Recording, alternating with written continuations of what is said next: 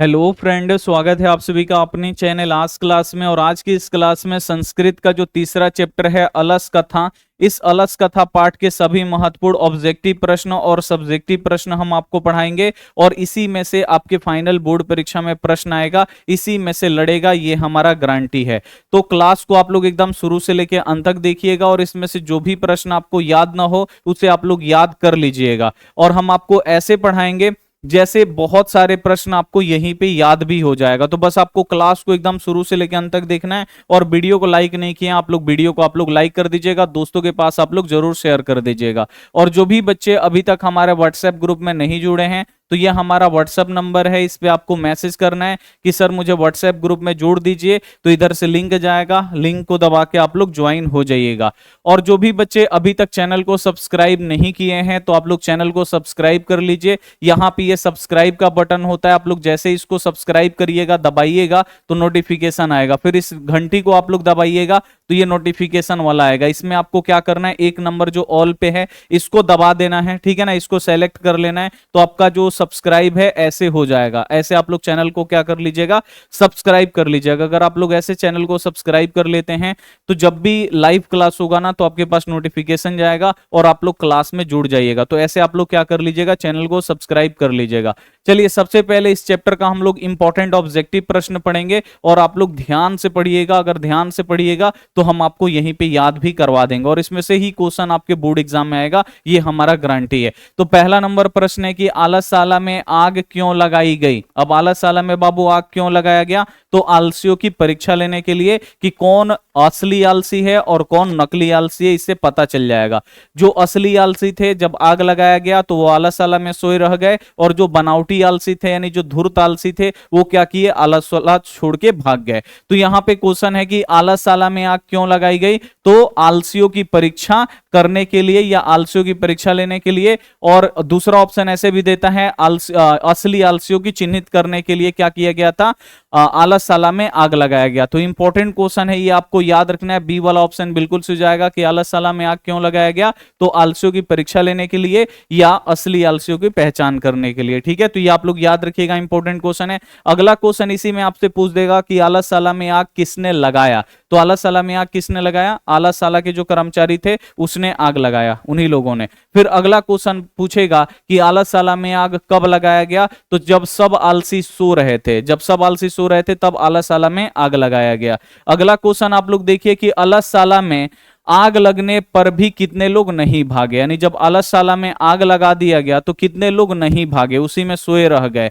तो आपको याद रखना है चार, जो चार सच में आलसी थे, आलसशाला में आग लग गया, ऊपर आग लगा हुआ है, जो बनावटी आलसी थे वो आग देखकर भाग गए, लेकिन जो ये चार वास्तविक आलसी थे यानी जो चार सच में आलसी थे वो आलसशाला में सो के आपस में बातें कर रहे थे। ठीक है ना, तो जब भी क्वेश्चन आएगा आलसशाला में आग लगने पर कितने लोग नहीं भागे, तो जो चार सच में आलसी थे वो नहीं भागे, उसी में सो के बातें कर रहे थे। अगला क्वेश्चन है कि संसार में बच्चों का रक्षक कौन है, तो संसार में बाबू बच्चों का रक्षक कौन होती है, तो जननी होती है। जननी यानी जो जन्म देती है, जन्म देने वाली को क्या बोलते हैं, मां बोलते हैं। ठीक है, तो संसार में बच्चों का रक्षक कौन है, तो संसार में बच्चों का जो रक्षक होती हैं वो माताएं होती हैं, यानी मां होती हैं। आपको याद रखना है, इसके जगह पे जननी भी दे देगा, जननी यानी जन्म देने वाली। ठीक है ना, फिर अगला क्वेश्चन आपसे पूछ देगा कि स्त्रियों के रक्षक कौन होते हैं, तो स्त्रियों के रक्षक बाबू कौन होते हैं, तो उनके पति होते हैं, ये आप लोग याद रखिएगा। अगला क्वेश्चन देखिए, बनावटी आलस्य दिखाकर भोजन ग्रहण, मतलब कौन भोजन ग्रहण कर रहे थे, यानी नकली आलसी बनकर कौन भोजन ग्रहण कर रहे थे, यानी भोजन ले रहे थे यानी खा रहे थे, तो आपको याद रखना है धूर्त लोग। जो धूर्त लोग थे ना ये नकली आलसी बन गए और जाके आलसशाला में रहने लगे और भोजन और अन्न और वस्त्र क्या करने लगे, ग्रहण करने लगे। ये आप लोग याद रखिएगा, धूर्त यानी बनावटी आलसी। ठीक है, अगला क्वेश्चन आप लोग यहां पे देखिए, चारों आलसियों को कैसे बाहर निकाला गया। जो चारों आलसी थे उनको कैसे आलसशाला से बाहर निकाला गया, क्योंकि ऊपर आग लग गया था और नीचे ये लोग सोए थे, ये बाहर निकल भी नहीं रहे थे। तो इन चारों आलसियों को यानी जो वास्तविक आलसी थे इनको कैसे बाहर निकल गया, तो केस पकड़ के खींचकर बाहर निकाला गया। ये आप लोग याद रखिएगा, सी वाला ऑप्शन बिल्कुल सही जाएगा। अगला क्वेश्चन आपसे पूछ देगा, इन चारों आलसियों को केस पकड़ के कौन खींच के बाहर निकाला, तो आपको याद रखना है नियोगी पुरुष। किसने निकाला, तो आपको याद रखना है नियोगी पुरुष। एक बार आप लोग कमेंट में बताइए, नियोगी लिख दीजिए एक बार। अगला क्वेश्चन है कि नीतिकार आलस्य को क्या मानते हैं, ये भी क्वेश्चन बहुत ही इंपॉर्टेंट है। नीतिकार यानी बाबू विद्वान लोग जो होते हैं या जो मेहनती लोग होते हैं वो आलस को क्या मानते हैं, तो आलस्य को क्या मानते हैं बाबू, शत्रु मानते हैं, दुश्मन मानते हैं। आपको याद रखना है, बी वाला ऑप्शन बिल्कुल सही जाएगा। ये भी इंपॉर्टेंट क्वेश्चन है कि नीतिकार आलस्य को क्या मानते हैं, तो नीतिकार आलस्य को शत्रु मानते हैं, ये आपको याद रखना है। अगला क्वेश्चन देखिए, बीरेश्वर कौन था, ये आपको बताना है, ये भी बहुत ही ज्यादा इंपॉर्टेंट है। बीरेश्वर भाई कौन थे, तो बीरेश्वर मिथिला के मंत्री थे। कहां के मंत्री थे, मिथिला के मंत्री थे। तो यहां पे आपसे पूछा जा रहा है कि बीरेश्वर कैसे थे, ईमानदार थे कि भ्रष्ट थे कि दानशील थे कि धनी थे, तो बीरेश्वर बाबू कैसे थे, मतलब कैसा आदमी था, तो आपको याद रखना है ये दानशील थे, ठीक है ना, दानशील दानी आदमी, सबको दान करते फिरते थे। और बीरेश्वर कौन थे, तो ये मिथिला के मंत्री थे, ठीक है। अगला क्वेश्चन आप लोग देखिए कि वास्तविक आलसियों की संख्या कितनी थी, वास्तविक यानी जो सही में आलसी थे वो कितने थे आलसशाला में। आलसशाला में तो बहुत लोग थे, नकली आलसी भी आके रहने लगे थे, लेकिन आलसशाला में सच में आलसी कितने थे, तो आलसशाला में जो वास्तविक आलसी थे यानी सच में आलसियों की संख्या कितनी थी, तो सच में आलसी जो थे वो 4 थे। इसे आप लोग याद रखिएगा, सी वाला ऑप्शन बिल्कुल सही हो जाएगा। अगला क्वेश्चन देखिए, सबसे बड़ा शत्रु कौन है, तो भाई सबसे बड़ा शत्रु कौन है, हमारे शरीर के लिए सबसे बड़ा शत्रु कौन है, या हम लोगों के लिए सबसे बड़ा शत्रु कौन है, आलस्य। अगर किसी बच्चे में आलस रहेगा तो ठीक से ना ही पढ़ पाएगा। सुबह देखते हैं कुछ कुछ बच्चे ऐसे होते हैं तो 8 बजे 9 बजे तक सो के उठते हैं, फिर वो पढ़ाई क्या करेंगे, ठीक है। तो आपको याद रखना है कि हमारे शरीर का सबसे बड़ा शत्रु कौन है, या ऐसे भी क्वेश्चन आते हैं कि सबसे बड़ा शत्रु कौन है हमारा, दुश्मन कौन है, तो आलस। जिसमें आलस पड़ गया वो बाबू जीवन में कुछ नहीं कर पाएगा, ठीक है, तो ये आपको याद रखना है। अगला क्वेश्चन है कि आलसशाला में आग किसने लगाई, आलसशाला में बाबू आग कौन लगाया था, तो जो आलसशाला के कर्मचारी थे वही आलसशाला में आग लगाए थे, आपको याद रखना है, ठीक है ना। यानी जो आलसशाला के देखभाल करने वाले लोग थे वही आलसशाला में आग लगाए थे। आलसशाला में आग क्यों लगाया गया था, तो असली आलसियों की पहचान करने के लिए या आलसियों की परीक्षा लेने के लिए, ठीक है। तो आलसशाला में आग किसने लगाई, तो आलसशाला के कर्मचारियों ने लगाया। फिर क्वेश्चन आएगा आग कब लगाया गया, तो जब सभी आलसी सो रहे थे तब आग लगाया गया। अगला क्वेश्चन आप लोग यहां पे देखिए, मैथिली भाषा के कवि कौन है, यह क्वेश्चन आता है कि मैथिली कोकिला के नाम से किन्हें जानते हैं, तो मैथिली भाषा के कवि कौन है या मैथिली कोकिला के नाम से किन्हें जानते हैं, तो आपको याद रखना है विद्यापति। विद्यापति को हम लोग मैथिली कोकिला के नाम से भी जानते हैं, या ये क्या थे बाबू, मैथिली भाषा के कवि भी थे, यानी मैथिली में ये लिखते थे तो ये मैथिली के विद्वान थे, इसीलिए इन्हें मैथिली कोकिला भी बोला जाता है। मैथिली भाषा के कवि कौन है, विद्यापति हैं। और आलस कथा पाठ के भी लेखक कौन है, तो विद्यापति हैं, आपको याद रखना है। अगला क्वेश्चन देखिए, आलसशाला में आग कब लगाई गई। अब यहाँ पे आपसे पूछा जा रहा है कि आलसशाला में बाबू आग कब लगाया गया, तो जब सब आलसी सो रहे थे तब आग लगाया गया, तो जब सब सो रहे थे तभी आग लगा दिया गया। सी वाला जो ऑप्शन होगा बिल्कुल एकदम 100% राइट हो जाएगा।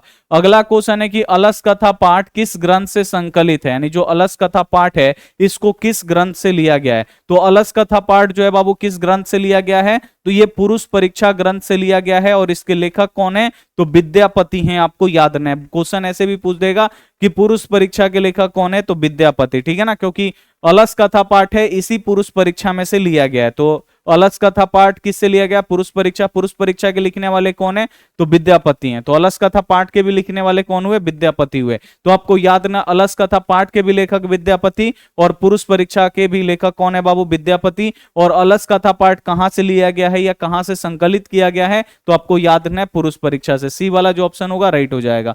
अगला क्वेश्चन देखिए, अलस कथा कैसी कथा है। अब आपको बताना है कि जो अलस कथा है ये कैसी कथा है, तो अलस कथा आपको याद रखना है ये व्यंग्यात्मक कथा है, व्यंग के रूप में दिया गया है। ये आप लोग याद रखिएगा, पढ़ाए थे काफी अच्छी तरीके से, हम आपको समझाए भी थे कि अलस कथा पाठ जो है ये कैसी कथा है, तो अलस कथा पाठ आपको याद रखना है एक व्यंग्यात्मक कथा है। अगला क्वेश्चन आप लोग देखिए, मिथिला में बीरेश्वर कौन थे। अब आपको बताना है कि भाई मिथिला में बीरेश्वर कौन थे, तो मिथिला में बीरेश्वर एक मंत्री थे। मिथिला में बीरेश्वर कौन थे, तो मंत्री थे, आपको याद रखना है। ए वाला जो ऑप्शन होगा बिल्कुल सही हो जाएगा। मिथिला में मंत्री कौन, मिथिला में बीरेश्वर कौन थे, तो मंत्री थे, आपको याद रखना है मंत्री बीरेश्वर। अगला क्वेश्चन देखिए कि घर में लगी आग को देखकर कौन लोग पलायनमान हो गए।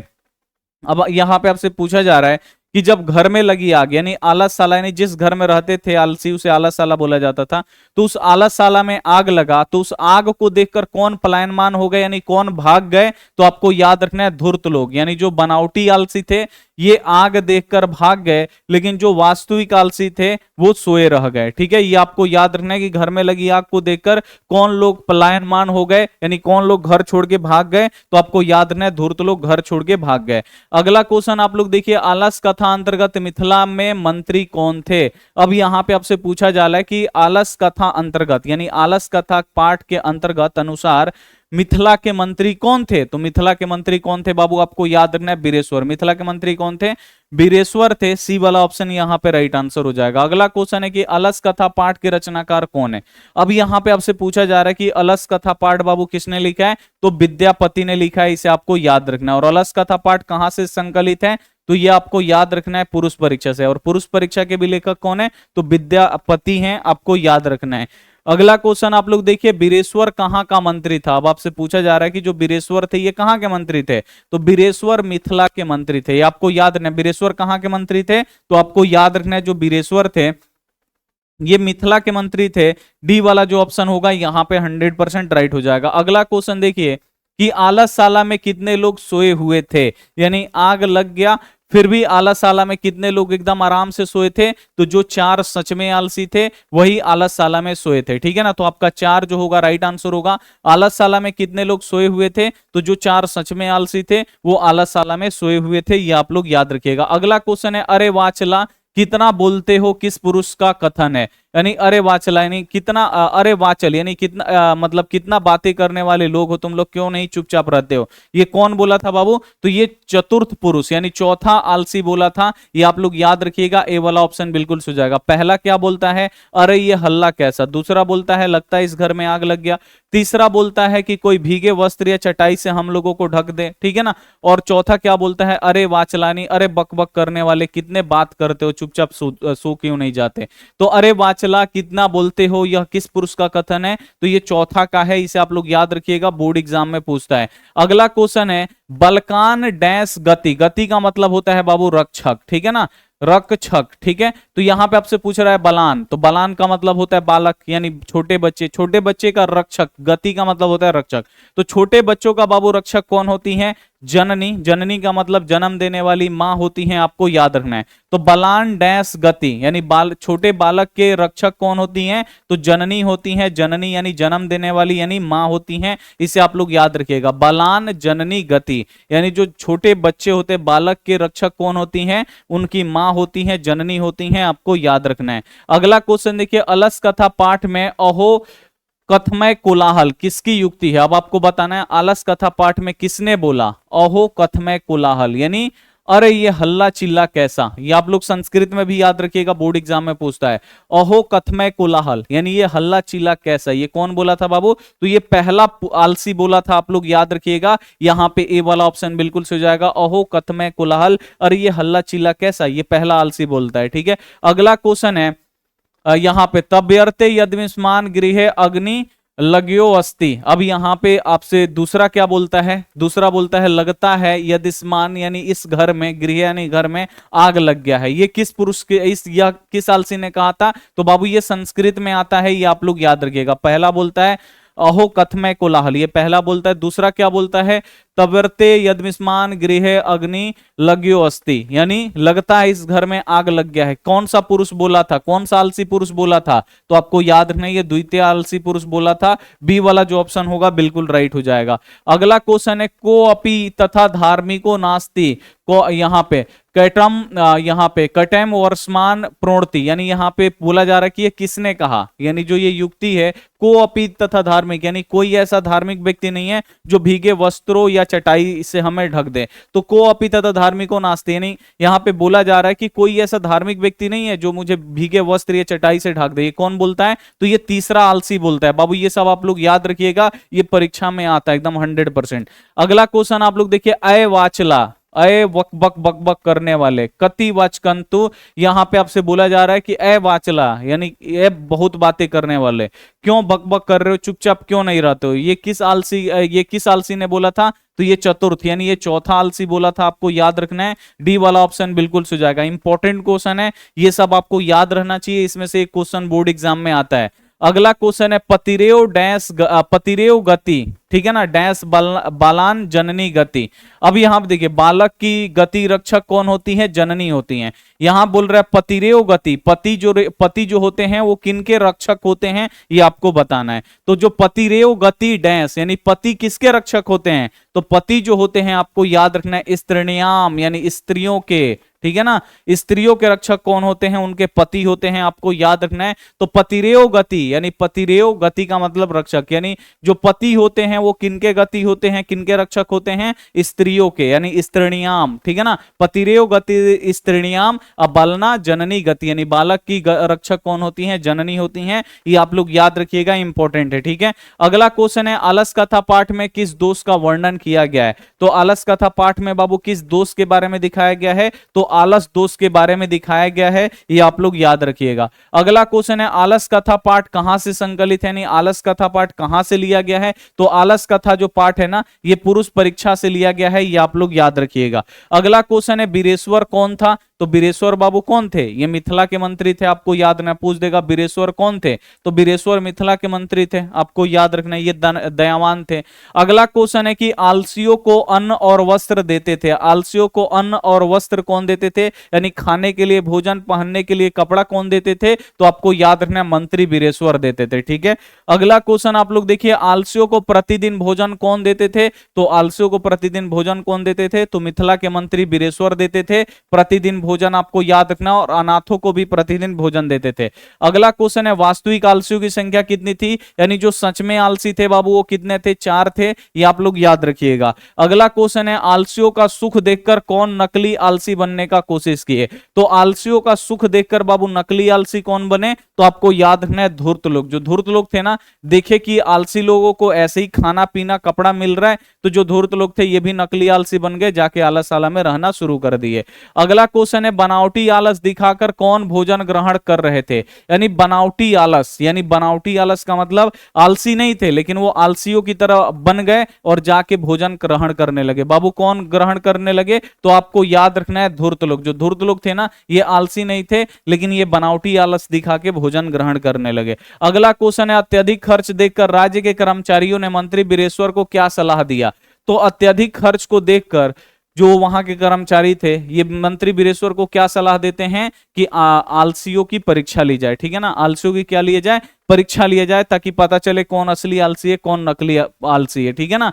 तो आलसी पुरुषों की परीक्षा लेने की बात की गई, ठीक है ना। जब भी क्वेश्चन आएगा अत्यधिक खर्च देकर, यानी ज्यादा आलसशाला पे खर्च होने लगा, ज्यादा पैसा लगने लगा, तो जो राज्य के कर्मचारी हैं वो मिथिला के मंत्री बीरेश्वर को क्या सलाह देते हैं, वो सलाह देते हैं कि आलसियों की परीक्षा ली जाए ताकि हमें पता चल सके कौन असली आलसी है और कौन नकली आलसी है। अगला क्वेश्चन है आग कहां लगाई गई, भाई आग कहां लगाया गया, तो आग लगाया गया था अलसशाला में, आपको याद रखना है, ए वाला ऑप्शन बिल्कुल सही जाएगा। अलसशाला का अर्थ क्या हुआ, जिस घर में आलसी रहते थे, ठीक है। अगला क्वेश्चन है आग को देखकर कौन पलायनमान हो गए, यानी आग को देख के कौन पलायन हो गए, यानी कौन भाग गए आग को देखकर, तो जितने भी बनावटी आलसी थे, जितने ही धूर्त लोग थे, वो आग को देखकर बाबू भाग गए, बी वाला ऑप्शन राइट हो जाएगा। अगला क्वेश्चन है आलसशाला में आग लगने पर कितने लोग नहीं भागे, तो आलसशाला में आग लगा तो बाबू कितने लोग नहीं भागे थे, तो आलसशाला में आग लगने पे 4 लोग नहीं भागे और यही 4 लोग वास्तविक आलसी थे। अगला क्वेश्चन है नीतिकार आलस्य को क्या मानते हैं, तो नीतिकार जो है बाबू आलस्य को शत्रु मानते हैं, जो विद्वान लोग हैं वो आलस्य को शत्रु मानते हैं, ये आप लोग याद रखिएगा।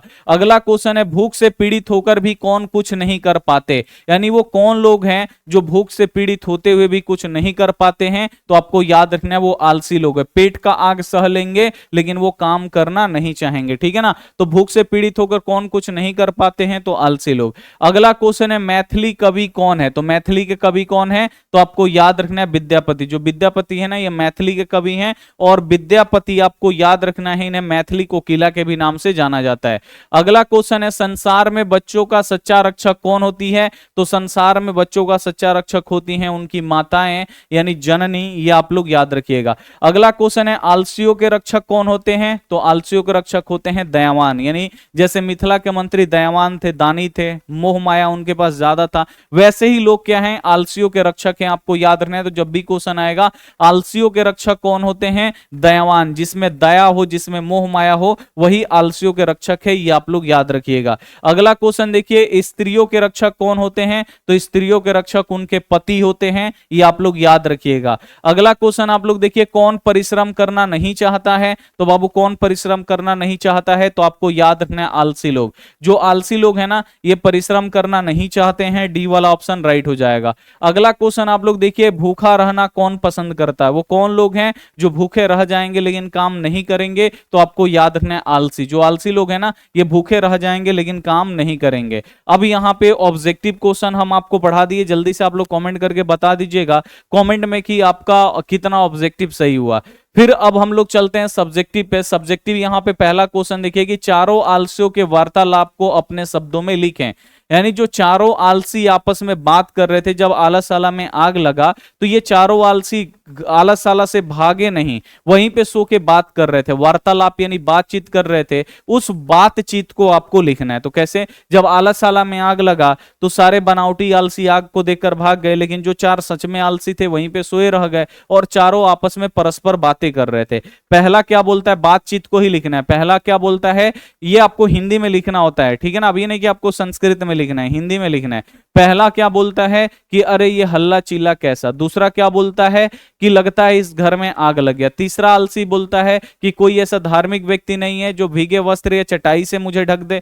चौथा बोलता है अरे बक बक करने वाले कितना बोलते हो, चुपचाप क्यों नहीं रहते हो। यही क्या हुआ था बाबू? आपस में बात हुआ था जब आलसशाला में आग लगा था। तो चारों आलसियों के वार्तालाप को अपने शब्दों में लिखे। तो आप लोग लिखेगा जब आलसशाला में आग लगाया गया तो धूर्त लोग भाग गए, लेकिन जो चार सच में आलसी थे वहीं पे सोकर बातें कर रहे थे। यानी जब आलसियों की परीक्षा लेने की बात हुई कि आलसशाला में बहुत ज्यादा पैसा लग रहा है, बहुत ज्यादा लोग आ गए हैं, अब हमको पहचानना चाहिए कि असली आलसी कौन है, तो जब आलसशाला में आग लगाया गया, यहीं से आप लोग लिखिएगा कि जब आलसशाला में आग लगाया गया तो धूर्त लोग यानी जो बनावटी आलसी थे वो घर में लगी आग को देखकर भाग गए, लेकिन जो चार सच में आलसी थे वहीं पे सो के बातें कर रहे थे। अब क्या बातें कर रहे थे वही आपको लिखना है। एक मुंह ढककर कहा, यानी पहला जो आलसी था वो मुंह ढककर कहा अरे ये हल्ला कैसा, ठीक है ना। पहला क्या बोलता है? मुंह ढककर, ये हल्ला कैसा। दूसरे ने कहा लगता है इस घर में आग लग गई है। दूसरा आलसी क्या बोलता है? लगता है इस घर में आग लग गई है।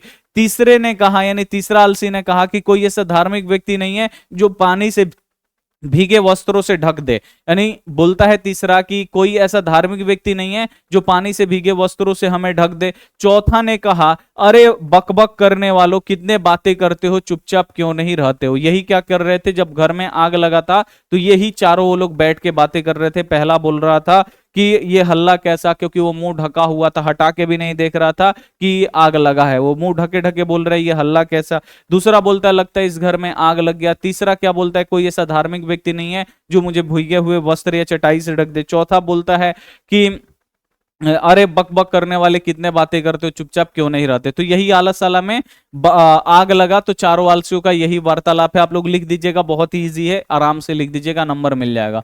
आलस कथा पाठ में किसका वर्णन है? अब आपको बताना है कि आलस कथा पाठ में बाबू किसका वर्णन है। तो आप लोग लिखिएगा कि आलस कथा पाठ में आलस दोष का वर्णन है। आलस कथा पाठ में किसका वर्णन है बाबू? तो आलस दोष का वर्णन है, आप लोग याद रखिएगा। आलस कथा पाठ में इसे दूर करने की भी प्रेरणा दी गई है, और आलस कथा पाठ में इसे दूर करने की भी प्रेरणा दी गई है, आप लोग याद रखिएगा। तो जब भी क्वेश्चन आएगा आलस कथा पाठ में किसका वर्णन है, तो आलस कथा पाठ में आप लोग याद रखिएगा आलस दोष का वर्णन है, और इस आलस दोष को दूर करने का भी उपाय इसमें दिया गया है। अगला क्वेश्चन आप लोग देखिए, आलस कथा, यहां पे देखिए आलसशाला में आलसशाला के कर्मियों ने आलसियों को आग से कैसे और क्यों निकाला। अब यहां पे बोला जा रहा है कि आलसशाला के जो कर्मी हैं, कर्मी यानी जो काम करने वाले कर्मचारी हैं, अलससाला के जो कर्मचारी हैं वो आलसियों को आग से कैसे और क्यों निकाला।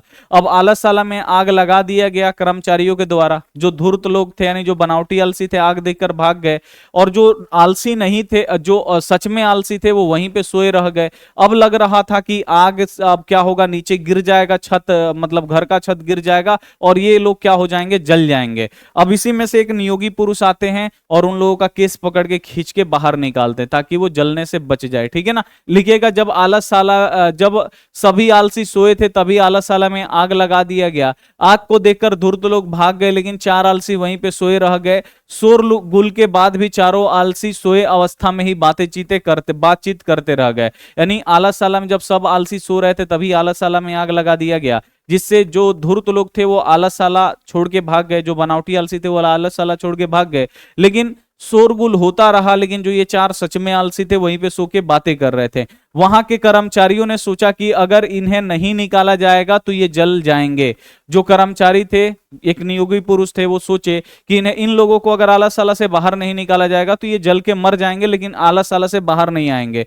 इसीलिए आलससाला के कर्मियों ने चारों आलसियों को उनके बाल पकड़ के खींचकर बाहर निकाले। इसलिए आलससाला के जो कर्मी थे वो क्या किए, आलसियों का केस पकड़ के बाल पकड़ के खींच के उन्हें बाहर निकाले, ठीक है। तो जब भी क्वेश्चन आएगा आलससाला के कर्मियों ने आलसियों को कैसे और क्यों बाहर निकाला, तो लिखिएगा जब सभी आलसी सोए थे तब आलससाला में आग लगा दिया गया। आग को देखकर जो धूर्त लोग थे, जो बनावटी लोग थे, वो भाग गए, लेकिन जो 4 सच में आलसी थे वो वहीं सोए रह गए। शोरगुल के बाद भी ये लोग नहीं भागते हैं, सोए अवस्था में ये लोग बातें करते हैं।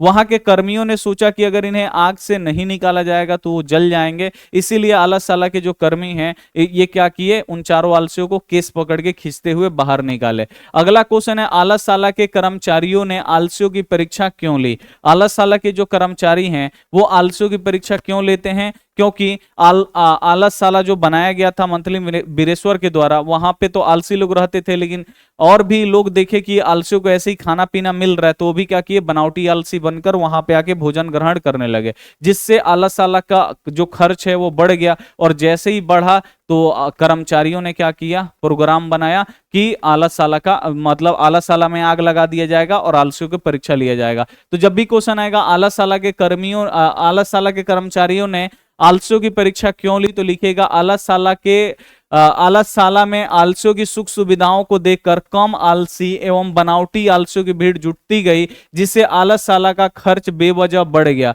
अतः आलससाला का बेवर्थ खर्च रोकने तथा सही आलसियों की पहचान के लिए आलससाला के कर्मचारियों ने आलसियों की परीक्षा ली। अब यहाँ पे देखिए लिखा गया है कि आलससाला में आलसियों की सुख सुविधाओं को देखकर, यानी जो उसमें आलसी लोग रहते थे उनको कुछ नहीं करना है, दिन भर सोए रहना है और खाना पीना उनको मिल जा रहा है, कपड़ा मिल जा रहा है, उनको बहुत ज्यादा सुख सुविधा था। आलसियों की सुख सुविधाएं देखकर जो नकली आलसी थे, यानी जो कम आलसी थे, आलसी वो भी थे लेकिन वो कम आलसी थे, कम आलसी एवं बनावटी आलसी, ठीक है ना, कम आलसी एवं बनावटी आलसी, वो क्या हो गए, धीरे धीरे आके आलससाला में रहने लगे, जिससे आलसियों की भीड़ क्या हो गई, जुटती रही। आलससाला में बहुत लोग आ गए, अब बहुत लोग आ गए तो खर्चा भी ज्यादा लगेगा, जिससे आलससाला का खर्च जो है ना बढ़ गया। पहले 100 रुपया लगता था तो अब 10,000 लगने लगा, ठीक है ना। आलससाला का जो खर्च है व्यर्थ बढ़ गया। अतः आलससाला का व्यर्थ खर्च रोकने के लिए अब कर्मचारियों को भी लगा भाई इतना आलसी आ कहां से रहा, ये सब नकली आलसी है, ठीक है। तो आलससाला का व्यर्थ खर्च रोकने तथा सही आलसियों की पहचान करने के लिए जो आलससाला के कर्मचारी हैं वो क्या करते हैं, आलसियों की परीक्षा लेते हैं। और आलसियों की परीक्षा कैसे ली जाती है, तो आलससाला में आग लगा के। अगला क्वेश्चन आप लोग देखिए, अलस कथा पाठ में वास्तविक आलसियों की पहचान कैसे हुई। तो अलस कथा पाठ में वास्तविक आलसी कैसे पहचाने गए, तो आलससाला में आग लगा दिया जाता है। वास्तविक आलसी को पहचानने के लिए आलस कथा में आग लगा दिया जाता है, और जैसे ही आग लगाया जाता है जो बनावटी आलसी हैं वो आग को देखकर भाग जाते हैं, लेकिन जो सच में 4 आलसी थे वो वहीं पे सोकर बातें कर रहे थे। इस प्रकार से असली आलसियों की पहचान हुई। तो लिखिएगा वास्तविक आलसियों की पहचान के लिए आलससाला में आग लगा दी गई। आग को देखकर धूर्त लोग यानी जो कम आलसी थे वो भाग गए, लेकिन जो 4 सच में आलसी थे वहीं सोकर बातें कर रहे थे। फैली आग को देखकर नियोगी पुरुष ने चारों आलसियों को बाल पकड़ के खींचते हुए बाहर निकाला। इस प्रकार आलसियों की पहचान हुआ। ठीक है ना। तो बोल रहा है यहाँ पे कि आलस कथा पाठ में वास्तविक आलसियों की पहचान भाई कैसे हुई थी, तो लिखेगा कि वास्तविक आलसियों की पहचान के लिए आलसशाला में क्या कर दिया गया, आग लगा दिया गया। आग को देखकर धूर्त लोग भाग गए, लेकिन जो चार सच में आलसी थे वो भागे नहीं, वो वहीं पे सो के बातें कर रहे थे। ठीक है। फैली आग को देखकर जो नियोगी पुरुष है, ठीक है ना, जो नियोगी, उसी में कर्मचारी में एक नियोगी पुरुष था, यानी ये भी दयावान था। ठीक है। एक नियोगी पुरुष ने क्या किए, चारों आलसियों को केस पकड़ के खींचते हुए बाहर निकाला, और इस प्रकार आलसियों की क्या हुई, पहचान हो गई। इसे आप लोग याद रखिएगा। आलसशाला में आग लगने पर क्या हुआ, आलसशाला में आग लगा तो क्या हुआ, आलसशाला में आग लगा तो जो धूर्त आलसी थे, यानी जो कम आलसी थे, वो आग देखकर भाग गए, लेकिन जो बनावटी आलसी थे वो वहीं पे सोकर बातें कर रहे थे। ठीक है। तो आप लोग लिखिएगा, आलसशाला में आग लगने पर सभी धूर्त आलसी भाग गए, यानी कम आलसी भाग गए। चार आलसी सोए हुए बातें कर रहे थे, और जो चार सच में आलसी थे वहीं पे सो के बातें कर रहे थे।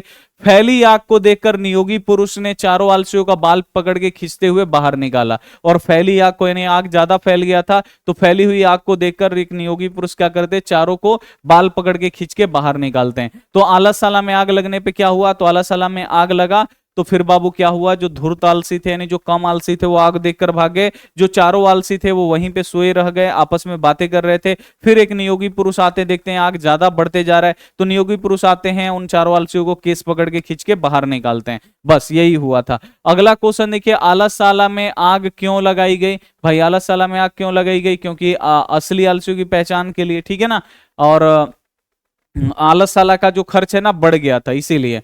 आलसशाला के आलसियों की सुख सुविधाओं को देखकर कम आलसी एवं कृत्रिम आलसियों की भीड़ जुटती गई, जिससे आलसशाला का बेवजह खर्च बढ़ गया। अतः आलसशाला का बेवजह खर्च रोकने तथा सही आलसियों की पहचान के लिए आलसशाला में आग लगा दिया गया।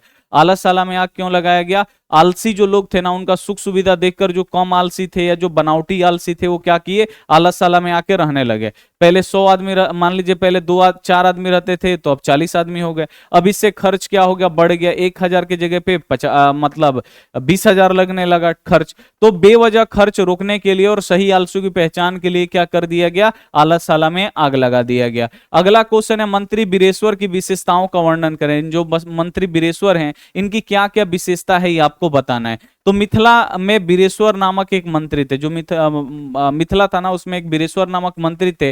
वह स्वभाव से दानी और दयावान थे।